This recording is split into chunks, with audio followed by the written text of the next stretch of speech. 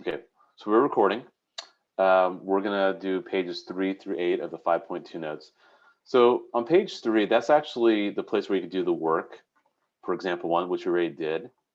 But I'll just do it kind of quickly again. So if you were to graph this inverse cosine graph looks like this. It's kind of a funky graph. That's at x equals 1. That's at x equals -1. This is at pi over 2. Remember, it's an inverse, right? So everything's kind of switched because here we have a point at pi over 2 comma 0 on the original graph for cosine. So inverse cosine, it's swapped. It's now 0 comma pi over 2. Here we have a point at 0 comma 1. So it's switched at 1 comma 0.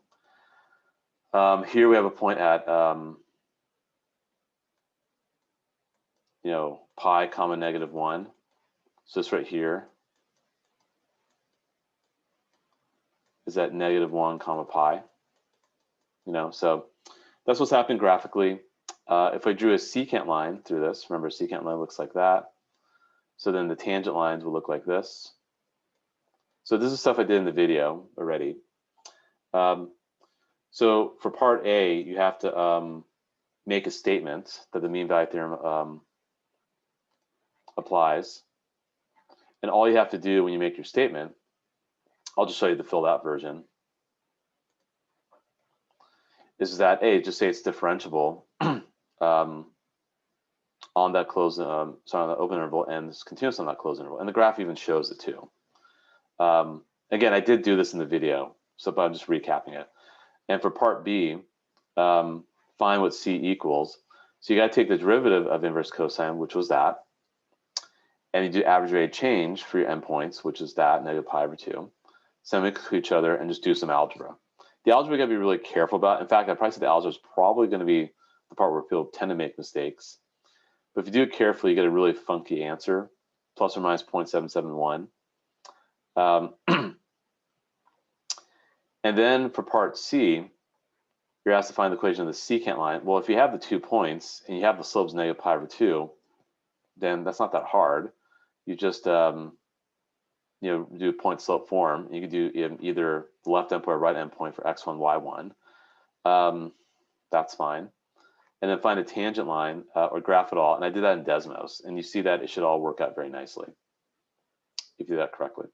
So that was so good. Page 2 wasn't really anything new. It was just really just to show your work for example 1, which I did do in the video. And one little thing, if you solve a mean value theorem by squaring both sides of an equation or solve an equation as algebra, be sure to check.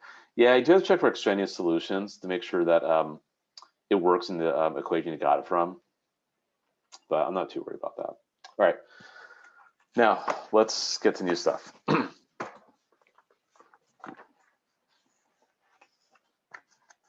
So on page 4, example 2, and just so I kind of look ahead a little bit so I pace myself appropriately. Okay. I think we'll aim to go till about 10, 15, 10, 20 today again, like we did last time. And actually, let me take a quick peek at the worksheet. So this is a new worksheet I think I generated. Yeah, it's kind of a new worksheet on mean value theorem, and it's a lot of problems. But we don't meet again until Tuesday. So sorry, Thursday. Okay, cool. So yeah, we'll try to go about 10, 20, 15, 10, 20, and then we'll do a break. So example 2. Mr. Ray drives continuously 130 miles in 2 hours in his Ferrari, starting from rest. Will there necessarily be at least one instance when speedometer will read 65 miles per hour or 40 miles per hour? The answer for this one is yes, because the average rate of change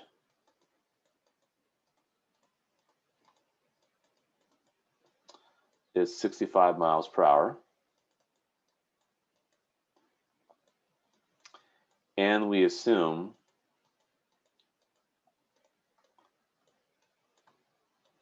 MVT applies, because I don't imagine if I did his position function, that's going to be discontinuous. Like, here's his position, right? And I'm sure maybe like, his position will take different twists and turns, but it's not like he's going to jump off a cliff or something, right? Or he's going to somehow teleport past traffic in LA or something like that. So, or wherever he's driving. So yeah, we assume it's continuous and it's differentiable. Now for part B, this is a tricky one. We're going to say yes again.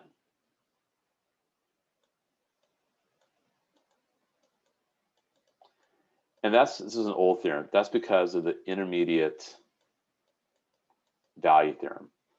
Now, if you guys forgot, let me put this in a text box here. Intermediate, let me type it up first and I'll let you guys copy that. Intermediate value theorem, which I'll abbreviate as IVT, states that any y value can be taken on between f of A and f of B as long as f of x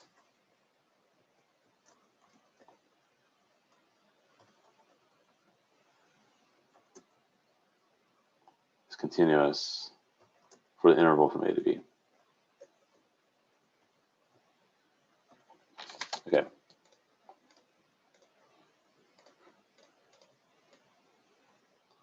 So there's your intermediate value theorem, which is from a while ago.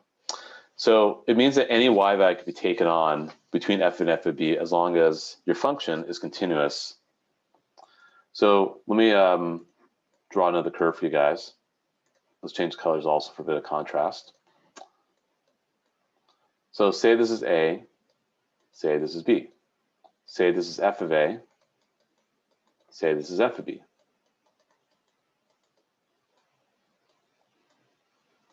And say the curve is kind of like this.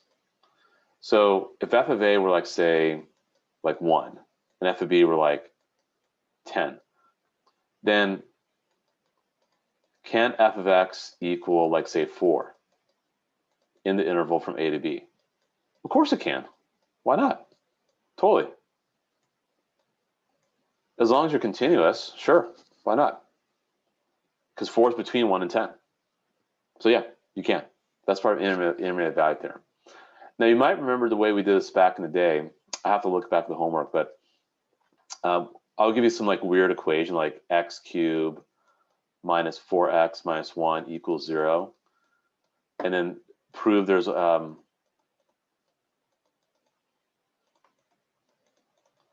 is one solution. We did this back in the day, like back I think in May, September, October. And so what you had to do is you had to show that, and prove there's one solution, sorry. What you had to do is you had to make up an interval. Like for example, I could, let's say if I were to do like an interval from like 0 to like say, I don't know, like 4.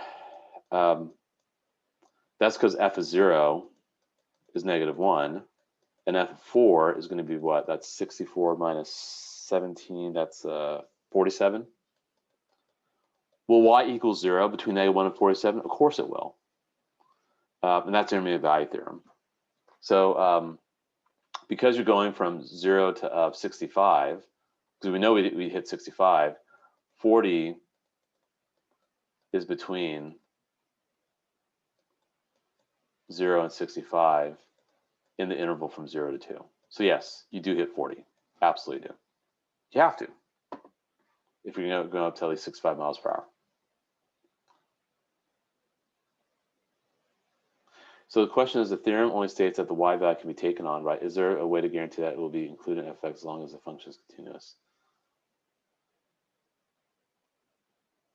I'm not sure if I really understand that question, so maybe we'll need to clarify during the breakout session, but I think the answer is yes. Is there a way to guarantee that it will be included in f of x as long as the function is continuous? I mean, the bottom line is that f of x is going to equal 40. F of x being your position function for this example here. Let's keep moving. So there's something called corollaries theorems. You might remember that from geometry. Corollaries are just more extensions of a theorem. That's what this is. It's an extension of a theorem. That's what a corollary is, an extension.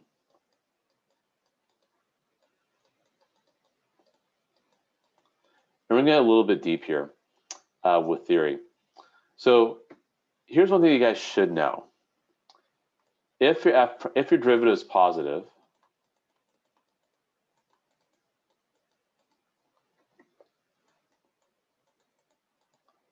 the graph is rising. We should expect that. If your derivative is negative,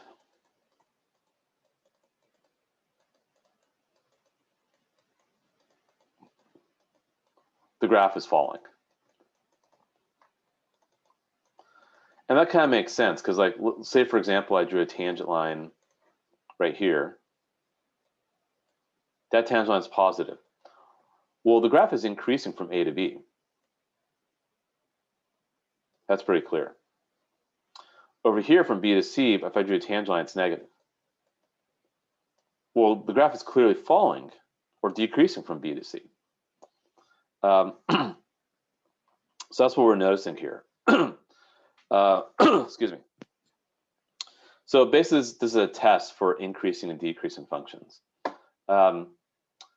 Here, say pay attention to the parentheses or brackets. I mean, yes, you're increasing on a closed interval, including A and B, or decreasing on a closed interval, including A and B. But the derivative itself, you're only focusing on the interior. That's what we really care about. It's not really anything I'm too concerned about there. Or another way you could think of this is that f is increasing on an interval. So let me clear my work here. So let's say I call this x1 and say I call this x2 here. Clearly, f of x1 is right here, and f of x2 is right here. If my first x coordinate, which I call x1, is less than my second x coordinate, which I call x2, and the y value at x1 is less than the y value at x2, then I'm increasing. And so I anticipate f prime to be positive when that happens. Where on the flip side,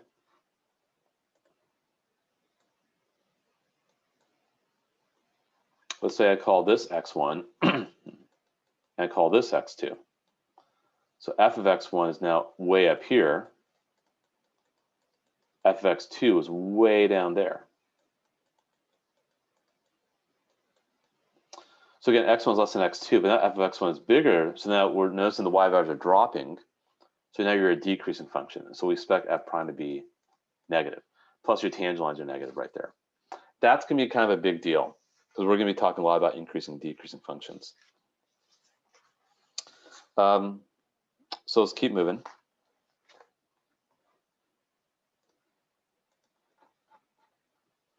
So let's do example 3. Let's talk about where this graph would be increasing and decreasing.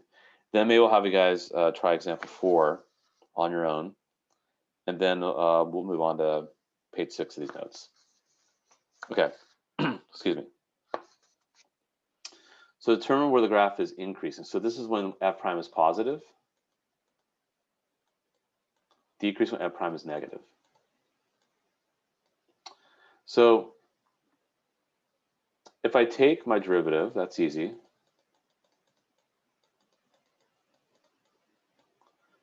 And what you'll want to do, so let me kind of lay out the steps here actually. Let me put this in a text box. I'll do it in, we'll do green again. I'll put it in a text box. So let me lay out the steps. Take derivative, set equal to 0. Find critical points, which means solve for x. Hold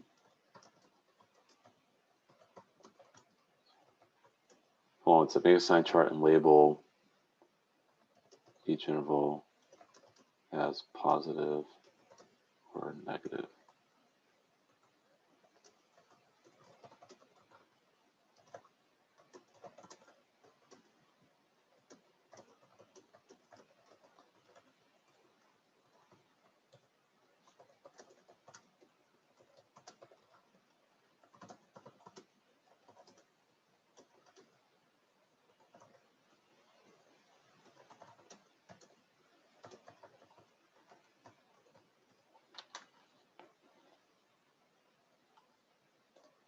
Okay.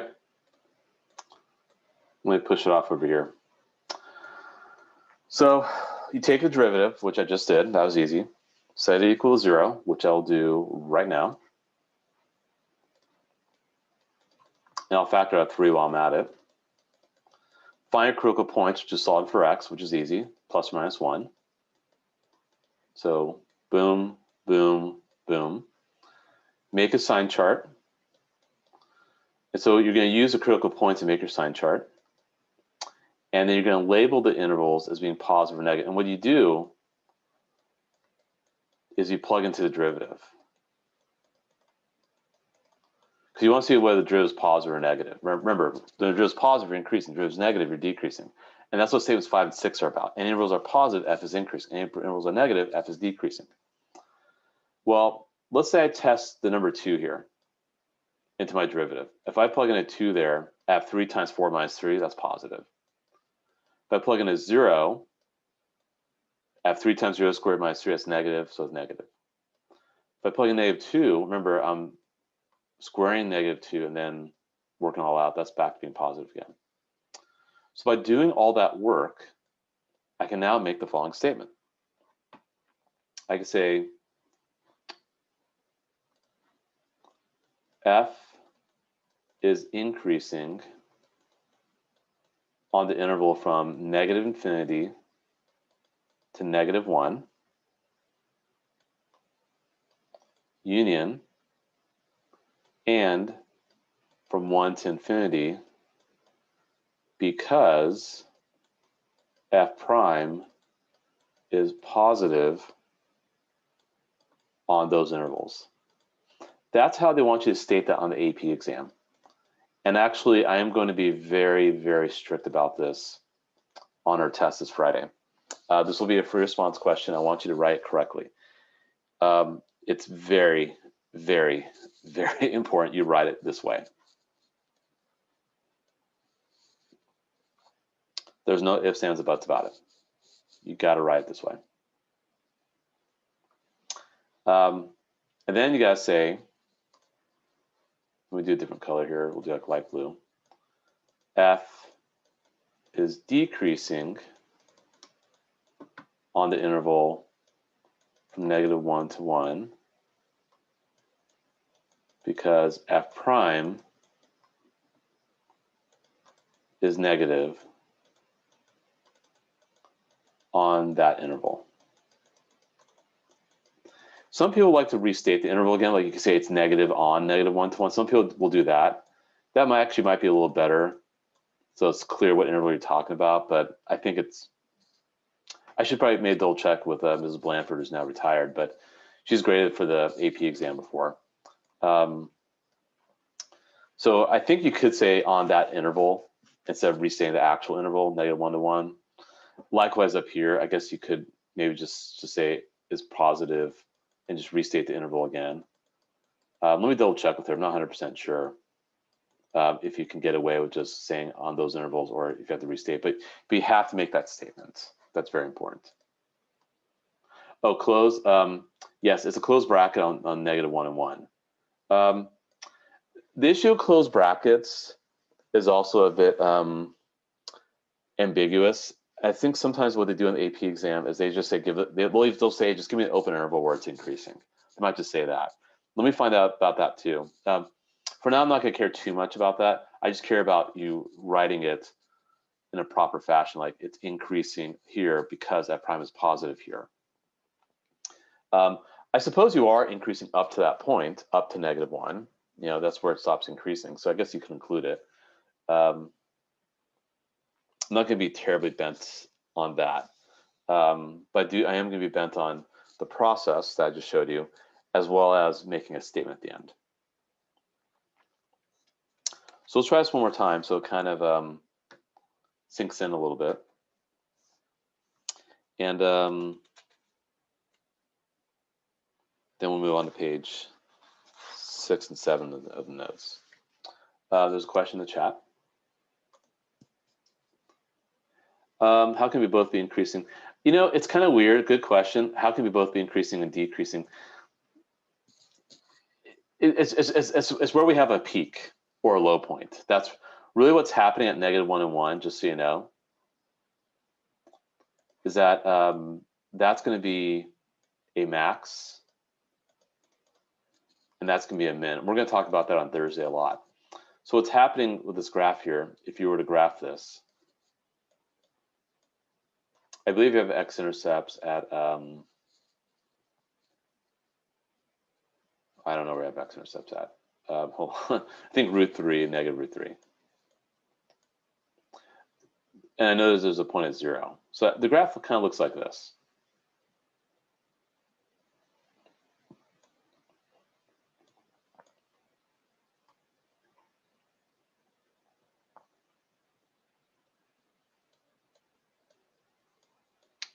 So this is a graph of f of x. So what's happening, this is at -1, that's a +1. What's happening is they have a horizontal tangent here. So it's momentarily kind of not increasing or not decreasing. It's kind of stationary, right? Like goes over here. So you can think of this, let me get a highlighter out.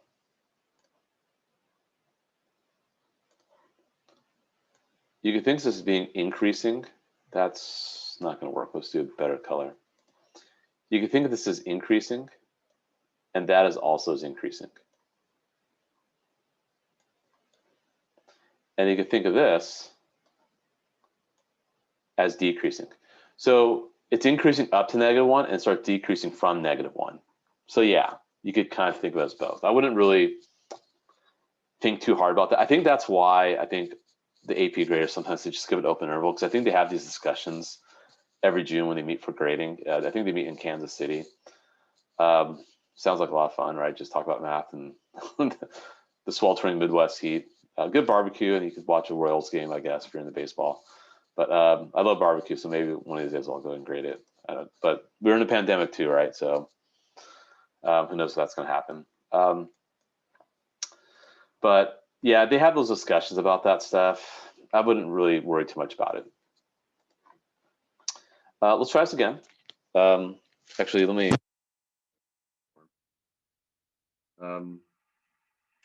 Okay. So let's try this again. So you guys kind of get the hang of it, and then we'll move on to the next page. So again, you want f prime to be positive here. You want f prime to be negative here. Now this derivative is going to be a little bit more challenging. You're going to have to do a product rule with a chain rule. So you take derivative of x, which is 1, and then you take derivative of √9 minus x. But when you do that, I'm going to be really, really careful about this. I'm going to write it as 9 minus x to the 1/2 power, put a bracket and put a little accent mark. Because that's what √9 minus x is, 9 minus x to the 1/2 power. And I'm going to put a little accent mark to show I'm doing the derivative of that. And of course, you're going to set this equal to 0. So that's √9 minus x plus x times, this one's a doozy.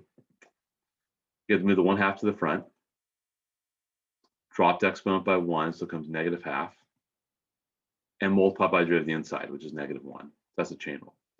Please ask questions if you got other stuff. This is all review from the fall. Please let me know if you have any questions. Nope, okay. Now it's all algebra.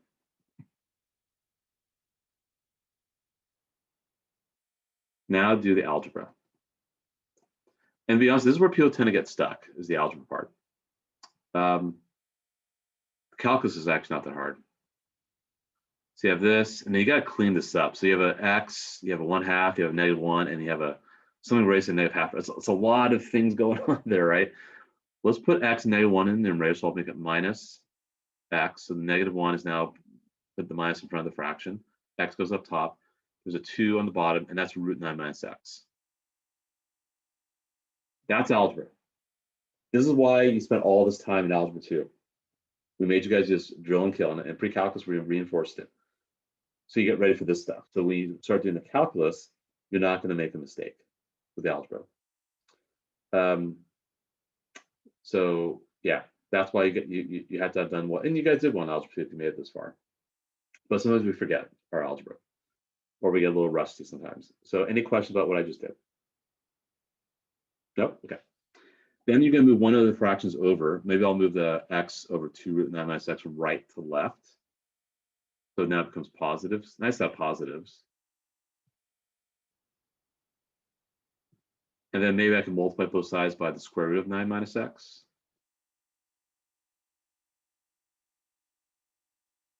That way those will cancel. So I'm careful not to skip steps so you guys see exactly what I'm doing. I mean, again, if I gloss over anything, please stop me. Please let me know. I used to have college professors that would just not do the algebra, just do it on their head, and you're stuck wondering what the heck did the professor do. I don't want to do that to you guys. So those cancel. X over 2 is on the left side. Right side, remember, two radicals being multiplied. They're identical radicals, so this becomes 9 minus x. I can multiply both sides by 2, right? So you see the algebra is really pretty hairy. You got to be really, really careful what you're doing. Those cancel, so x equals 18 minus 2x. At this point, you guys should be pretty comfortable with what happens next, x equals 6. That was just step 3, okay? That was a lot we had to do. Now you gotta do a sign chart. Before I get carried away with the sign chart, any questions how I got x equals 6? This is my critical point, by the way. That's what makes a derivative 0.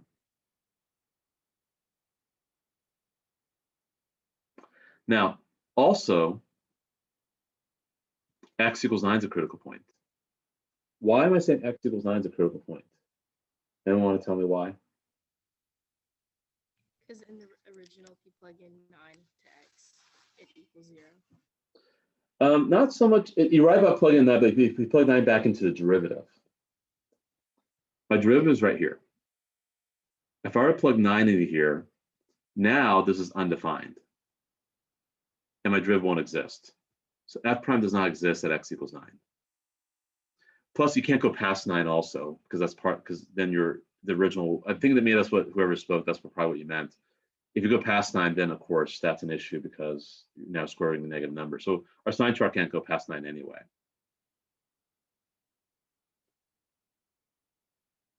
And there's a comment or a question in the chat. How you got from the first line to the second line?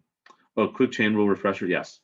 So remember chain rule, move the 1/2 to the front, drop the exponent by 1, keep the inside intact, and take the derivative of the inside. That right there is a derivative of 9 minus x, which is -1, just so you know. So again, move the exponent to the front, drop the exponent by 1, keep the inside intact, multiply by the derivative of the inside. One thing I might do, because I'm going to start talking to my B and D periods pretty soon about things they can do during this first session before I see them later in the spring. I'm going to give them a lot of review. And there's a website called albert.io that offers some nice review. I might do that with you guys too, just if you need some refreshers on chain rule and implicit differentiation and whatnot, because we are moving kind of fast here. So I might offer that as a kind of a separate thing in Schoology that you guys can do as well. Plus, I'm gonna have you do it anyway post-session to learn the leftover material that we don't get to this session. Okay, so we have 2 critical points actually, 6 and 9. So now I'm gonna make my sign chart, which I'll have to squeeze in somewhere. And I'll squeeze it right here. So here's 6, and here's 9. I'm not gonna plug anything greater than 9 because obviously you can't square up negative numbers. But if you were to plug in, and this, remember, this is for my derivative. It's a sign chart for my derivative. Another question in the chat. Oh, I got x equals 9 because that makes it undefined. Remember, f prime does not exist when you're dividing by 0. And if x does equal, so you have to look at what makes the denominator 0 on the derivative. So remember, this is my derivative right here. It's just cleaned up from the step right above. And 9, you can't plug in 9. But it's not too big of a deal because we're only going to look at, we know we can't go past 9 anyway, because then this would be undefined and you're square rooting a negative number to get an imaginary number. But if you plug, let's say 7 into your derivative, and if you were to work all that out, it actually would be negative right here for your derivative. If you plug anything less than 6, like if you plug in, say, 0, for example, your derivative is going to be positive.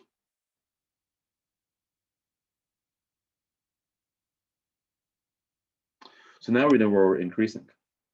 We're increasing from negative infinity to 6.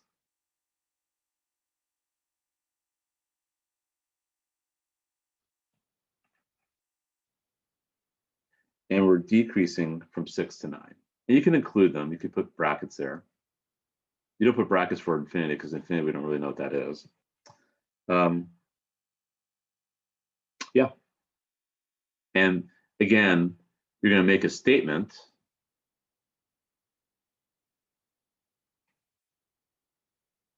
that looks like this. I'll put it in the lower left corner here. You're going to make a statement that f is increasing on the interval negative infinity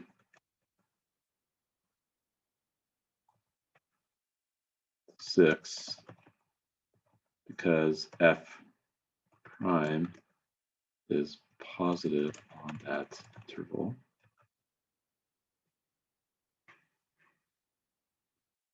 So you can see I have it right there.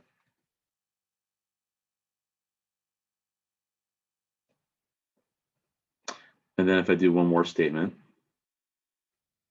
kind of tuck it in the top right corner here. F is decreasing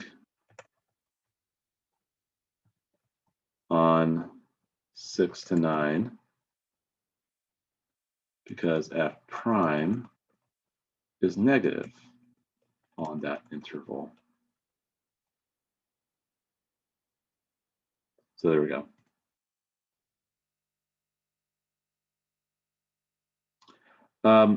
Well, someone's asking about the brackets. Why are they included? It's starting at 6 and then starts decreasing down to 9. Again, don't worry too much about the bracket part and delineating between the brackets and parentheses. I don't want you guys to get too overly concerned about that. Just include them. Just know that for now. We will have to be a little bit particular about it later in the semester, but for this week, don't worry about that. Okay, so let's keep moving. Let me clear my screen. Okay, so looking at page 6, a few other extensions of this. And then we do have examples 5, 6, 7. Those actually should go by pretty fast, but I do think you guys need a little break soon. Let me just kind of tell you the extensions here, and then we'll do example 5 after the break. So another extension is that if your derivative equals 0 at each point of the interval, or sorry, let me take that back. If f prime of x equals 0, then f of x equals some constant. So that's what I meant to say there. If a derivative equals 0, then the derivative is going to be a constant. For example, what if f of x is 4? What's the derivative of that? 0, right? So that's all it means, is that if f prime of x equals 0, at each point on the interval that you're working with, then there's a constant such that f of x equals c for all x in that interval. So if your graph is like this, let's say this is your interval from a to b. So this is a graph of f of x. That's x. Then f of x is equal to some constant, because obviously this derivative here is 0. Also, if f prime of x equals g prime of x, so function of the same derivative, they only differ by a constant. Then we could say this would be a true statement. So for example, what if f of x equals 2x? And what if g of x equals 2x plus 5. What's f prime of x? 2. What's g prime of x? 2. So the derivatives would equal each other. And they only would differ by a constant. There's actually a proof that kind of verifies this for us. H prime of x, if I were to do this, of course, you do derive everything. And because this is true, so obviously if I move g prime of x from right to left, equals 0, so h prime of x equals 0. Because again, f prime of x equals g prime of x. And if that's true, so if h prime of x equals 0, then h of x has to equal a constant.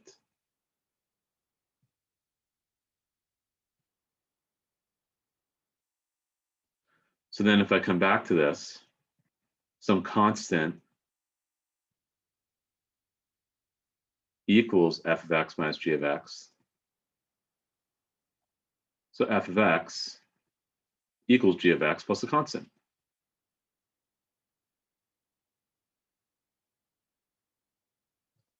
And so that's the proof for the corollary 3. And corollary 3 is kind of a big deal. And maybe I could do example 5 really quickly and then give you guys a break. So example 5 is kind of so corollary 3 is kind of a big deal because this is kind of the whole basis of antiderivatives, which is going to be what we're going to do weeks 2, 3, and 4. After we take a test this week, we're doing antiderivatives. And that's called integral calculus, which is really the B part of calculus AB. So you have calculus AP calculus AB. The A part's differential calculus. The B part is the integral.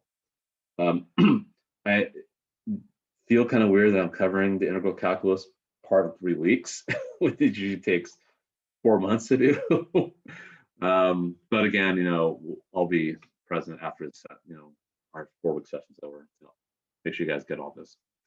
But we see that makes sense, right? I mean, if you told f prime of x equals g prime of x, f prime of x minus g prime of x is 0. If h of x equals f of x minus g of x, then of course that's what we get. And because of corollary 2, if a derivative equals 0, then the original function is a constant.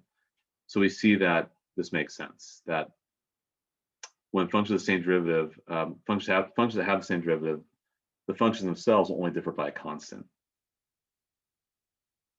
In this case here, find all possible functions of a given derivative. We only need to find one such function. All those will differ by a constant. So there are a lot of possibilities. Like you can say f of x equals 7x, right? What's the root of 7x? 7. Does someone give me another example that f of x could equal? 7x plus 1. Or 7x minus 1,000. Doesn't matter. So what we do is we write it in a general way.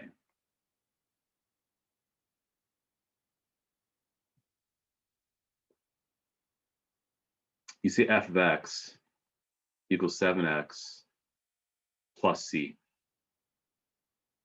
And that's going to be a big deal, that we're going to do this often in weeks 2, 3, and 4. That's just a constant.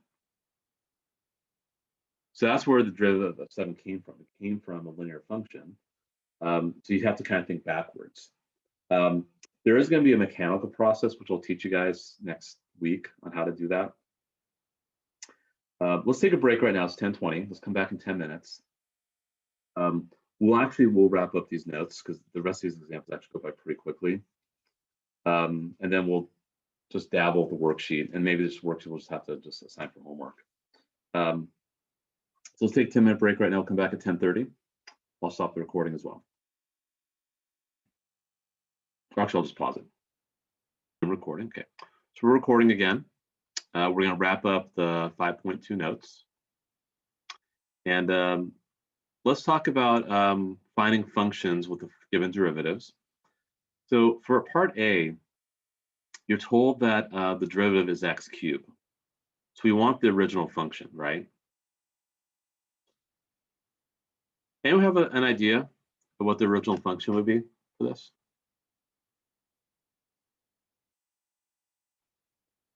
Feel free to put in the chat if you have an idea. It's going to be some blank times x raised to some blank. What do you think I'm going to put those blanks there? If you have an idea, you can put in the chat. Don't worry, it's private. So you can just, or you can just, chat with me directly.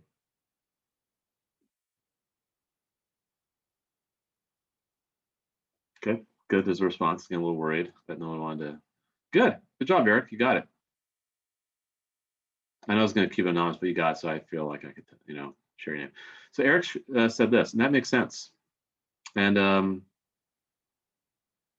yeah, why does that make sense? Because if you think about it, if that's your derivative, the original function must have x raised to the fourth power, because that's how you get x cubed, right?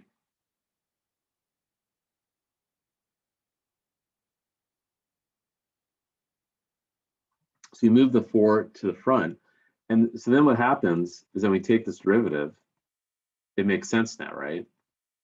1/4 times 4 times x raised to the third power, and those cancel, and that's how you get x cubed. But generally speaking, you actually have to write it like this. 1/4 x to the 4 plus c. Because there could be a constant, we don't know. And there is a constant, just go away. So that's really what you would write as your answer.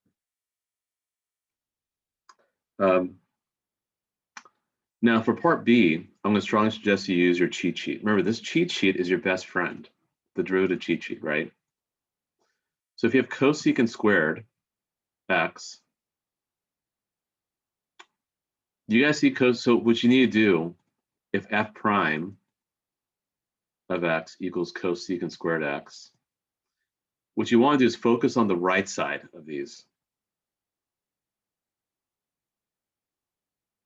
formulas.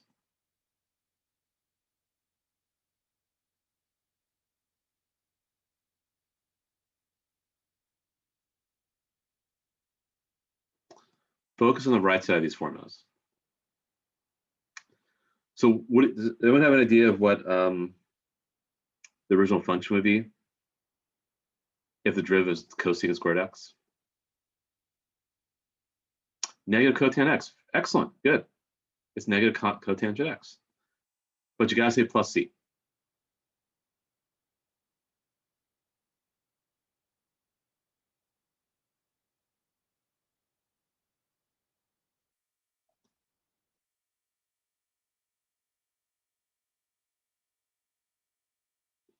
So, and if you take the derivative of that, derivative of cot is negative cosecant, but you have negative on the outside. And derivative constant 0, so it gets you back to the original. This is a way to check your work. So we call these antiderivatives. That's what we're doing here. It's negative because you had a negative right there. So originally our derivative was positive cosecant squared x. Because the formula had a negative, you had to put that negative in. And so someone's asking, why is it negative? Because, and if I check my work, so f of x is negative cot x. The derivative of cot x is negative cosecant squared x. But the double negative cancels, getting you back to cosecant squared x. So that's why you have to put that extra negative there. I know it's a little tricky. And don't worry, we're going to spend a lot of time in this next 3 weeks on antiderivatives. The next one's kind of fun. Let's take a look at the next one here. Okay, again, this is our derivative. Our derivative is 1 over x minus 3. So going back to our cheat sheet again. So you want something as a fraction. like with x on the bottom. Those inverse ones are not good enough for me because they have x squared and radicals. But I do see some of 1 over x. Anyone have an idea? Good, excellent. The answer is going to be natural log of x minus 3. That's because the derivative is 1 over x minus 3.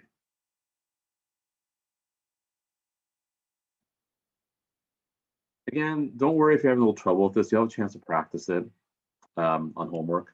I do assign some problems like this, but that's what you're doing.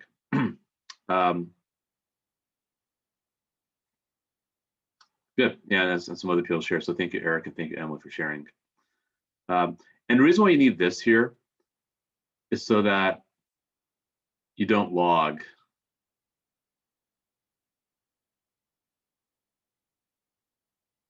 a negative number. We can't log negative numbers. That's something that was covered in Algebra 2 a while back.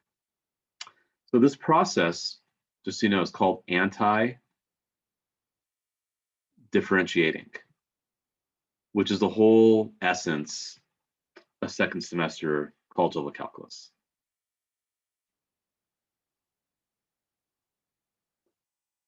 And we're going to really go deep with this stuff over the next 3 weeks. So it's called anti-differentiating. For example, a quarter, 1/4 x4, 1/4 x4 plus 2, 1/4 x4 minus 13. Those are all anti-derivatives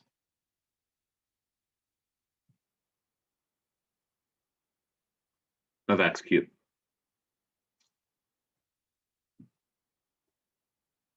Because if you took the derivative of these,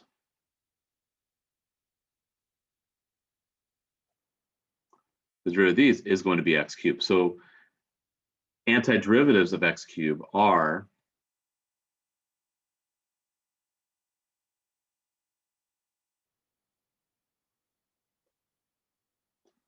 (1/4 x to the 4 plus c).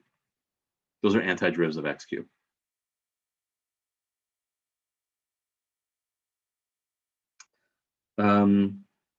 Okay. Let's keep moving here.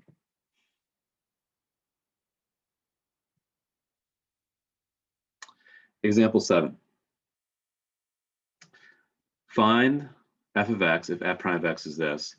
What I suggest that you do first is a rewrite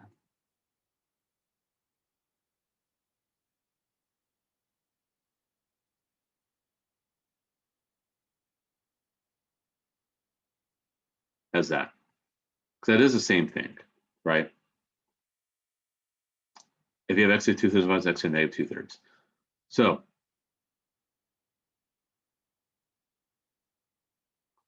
would anyone like to tell me what they think the antiderivative or what the original function would be?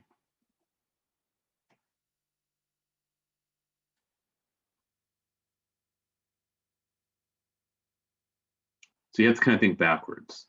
If x was raised to this power and I took the derivative of it, it would give me 1/3 times x to the negative 2/3.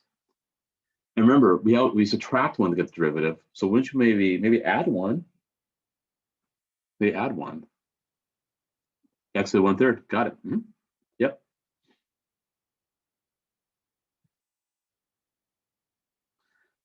So essentially what you're doing, it's kind of like you're adding 1 to this and then multiplying by 3. It's kind of like what we're doing. I'm going to talk about the more mechanical process for this next week. Don't worry. For now, you're just kind of just thinking backwards. I want you to kind of think it that way. There's actually a pedagogical reason why we do it this way, why we teach it this way, but it's just x to the 1/3, but plus c. Don't forget about the plus c. And then you're asked to find the actual function that passes to that point. Okay. So f of 8 equals 8 to the 1/3 power plus c, and f of 8 is -1. So c is going to be -3. So your function is x to the 1/3 minus 3.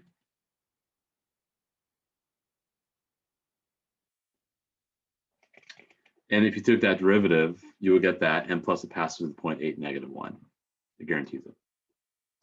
The reason why you multiply by 3, well, I mean, I'm going to get, so the question is, why am I multiplying by 3? That's the mechanical part. Don't worry so much about that, I think.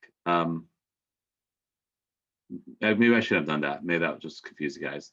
You just want to think where it came from originally. It came from x to the 1/3. Because x to the 1/3, if I take that derivative, I will get 1/3 times x to the -2/3.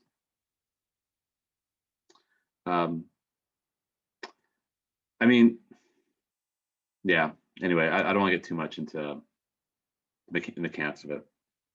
Okay, last page. And then let me talk about the homework, then I'll end class a little early today. Example 8.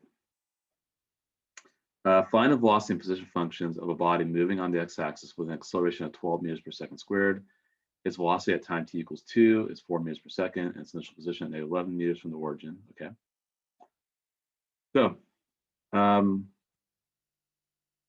velocity or acceleration is a derivative of velocity.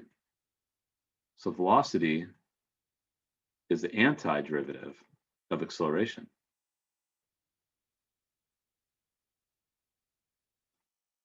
If a of t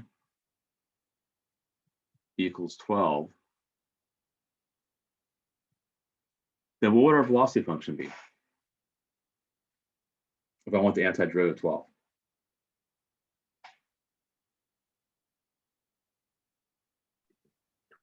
T.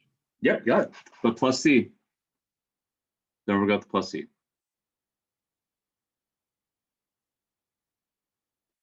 And get someone else contribute as well. Yep. Well, we say t instead of x, but thank you, Emily, for sharing that. However, you do need to use this initial condition. And we're going to talk about like initial conditions and stuff. I think at the end of our 3rd week is when we start getting into that.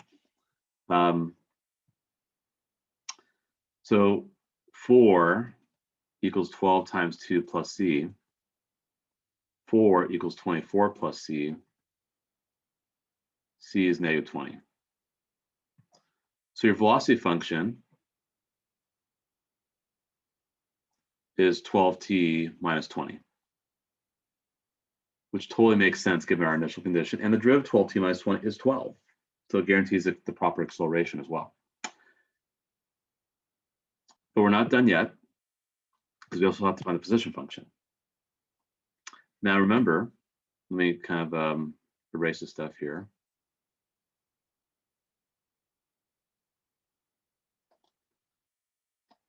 V is a derivative of s, s being our position. So s is the antiderivative of v.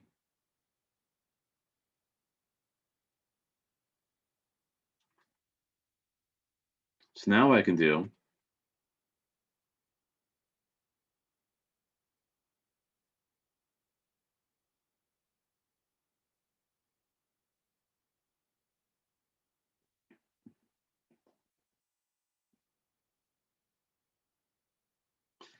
if v of t equals 12t minus 20, let's figure out s of t. So what you need to do is kind of ask yourself, what's the antiderivative of 12t? That's a little tricky, but you're gonna have to have a t squared, because you need to drop this, because this is an exponent of 1. So it's almost like the antiderivative has a higher exponent, right? It has an exponent 1 higher. What do you think the coefficient will be here? 6. Good. Excellent. You guys are getting it. Nice. Good. Congratulations. You're getting 2nd semester calculus. Good. 6t squared minus, it's going to be 20t, by the way, because derivative negative 20t gives you negative 20, and then plus c. And you have the position negative 11 at the origin. So this means that s of 0 equals negative 11. So that's what I'm going to do. Plug in negative 11 for s, 0 for t, solve for t. Sorry, solve for c, which would be negative 11. So our position function is going to be 6t squared minus 20t minus 11.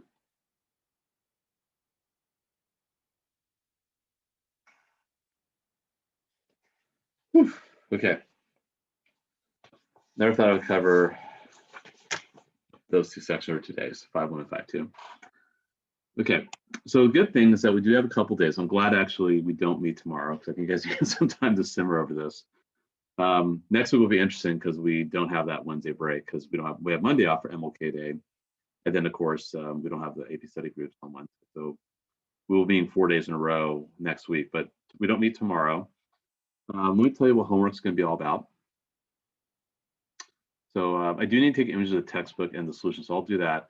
I also still have to make the video for the first 2 pages of the 5.3 notes, and I also have to make a Google form as well. So I saw some work cut out for me. I think you guys need a break anyway because you have another class coming up. But I should have everything ready by 12 o'clock. So if you want to get a head start on your homework by 12 o'clock, you can. If you want to get it out of the way, or some parts of it out of the way. So let me show you what homework's going to be about. Let me close this. Oh, let me actually stop recording.